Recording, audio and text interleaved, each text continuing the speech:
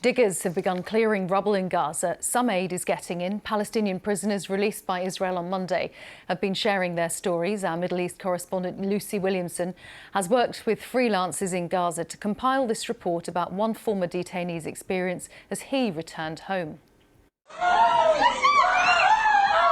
They told him there was nothing to come back to, Shadi said, that his house was gone and all his family were dead. For Shadi Abu Sido, after 20 months in Israeli detention, the arms of his wife were overwhelming. The sight of his children, too much to take in. After the lies of an Israeli intelligence officer had broken him, he said, this was the moment he came alive again. It was an indescribable moment, a psychological shock. After all this destruction, after all these martyrs, my family was still alive. He'd been lying when he told me, "We killed your family, we killed your children." His words were stuck in my head when I saw them. Shadi arrived back in Gaza yesterday, one of almost 2,000 Palestinian prisoners exchanged for Israeli hostages under the first phase of Donald Trump's peace plan. A photojournalist himself, he was filmed by TV crews taking his first steps back on home soil, looking lethargic and drained. Today we filmed him again, a different man. Shadi said an Israeli officer showed him proof his family house had been bombed. The prison service said they operated in line with the law and were not aware of any such incidents taking place. Shadi also accuses Israeli forces of physical abuse, beginning with his detention at Shifa Hospital while reporting there in March last year. He tied me up, naked, and started beating me. I have broken ribs. They healed the wrong way. That was the first type of torture they did to me.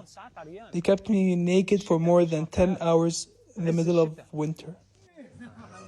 We put his allegations to the Israeli army, which said it needed more information and that it obeyed Israeli and international law. This morning, Shadi woke in terror at 5 a.m. The war around him has stopped, but his own battle for peace and security has just begun. Williamson, BBC News, Ramallah. Nuha Bashir is an aid worker who used to live in Gaza, and she explained to me what her situation was now. I'm with my small family here in Cairo since the last 2 years, but still my big extended family, they are still in Deir al-Balah city. Actually, all of us, I mean, we are happy with the ceasefire and the stopping of war. And on every day, I'm talking to my family back in Gaza, and we feel optimistic, and they are really happy. At least now, they are trying to sleep well. They are not hearing too much of the drone sounds in the sky, and there is a kind of like much food commodities available in the market.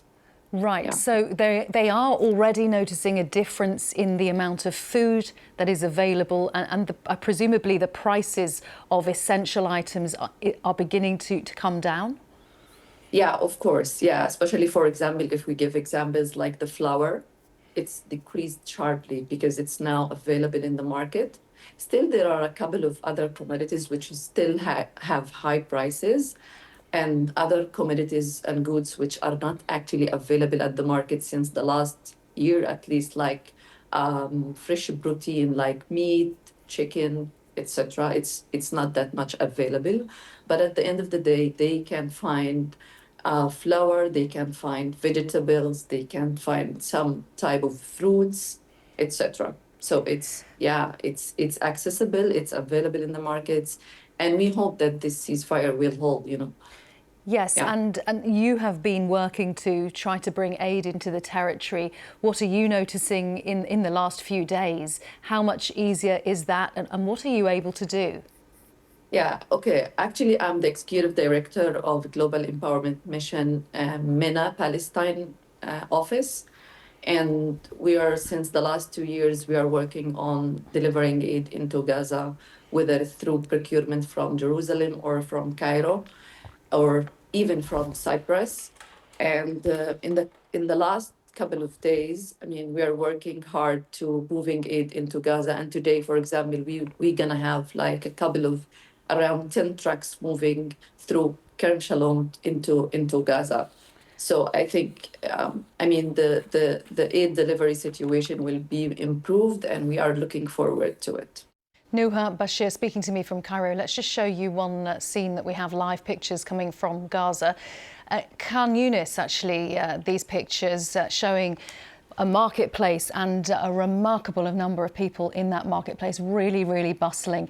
Nuha in that interview describing how there has been a visible increase in the amount of food and its availability, as well as the decrease in its prices. So people are starting to be able to get hold of things they couldn't before, or things that were simply too expensive, basics and essentials.